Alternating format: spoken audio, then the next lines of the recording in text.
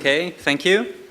The third presentation is going to be made by Regan Mendrick on games as neurofeedback training for kids with FASD. All right, thanks so much for that introduction. So I'm going to talk about a project that I did jointly with students in computer science at the University of Saskatchewan, where I'm a professor, and health researchers at the University of the Fraser Valley. And if you take away one thing from this talk, it should be this, that our system, used in combination with off-the-shelf computer games, has the potential to help kids with FASD improve their ability to focus. So I'm sometimes surprised when I talk about FASD outside of Canada because it seems to be a neurodevelopmental disorder that's not really on the radar elsewhere. So for those who aren't familiar with it, I'm going to start with a little primer. So fetal alcohol exposure is one of the most prevalent causes of intellectual impairment in the Western world. And an accurate amount of the incidence of FASD is unknown, but estimates range between 3 and 10 children out of every 1,000 being affected by prenatal alcohol exposure, which translates to thousands of affected infants born each year in Western Canada alone, which is where my university is located.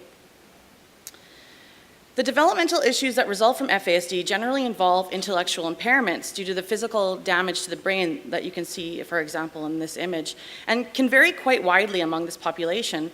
However, for the purposes of this talk, I just wanted to note that children that are diagnosed with FASD are often co-diagnosed with ADHD, exhibiting similar behavioral attributes like an inability to focus and to concentrate for long periods of time. So because of the prevalence of FASD in Western Canada, there's a lot of attention on awareness campaigns for prevention by appealing to pregnant women.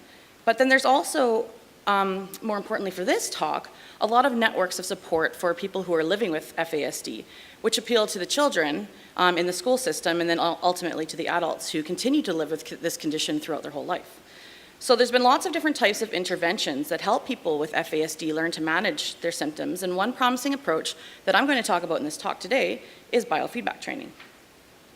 So again, for those of you who aren't familiar with biofeedback training, in this particular type of training, a user's physiological state is sensed. This information is then presented back to the user, who then tries to respond accordingly through self-regulation. So just to give you an example that has nothing to do with kids or FASD, let's consider a woman in labor. And this is a situation that can come with some loss of control, at least by Hollywood standards. So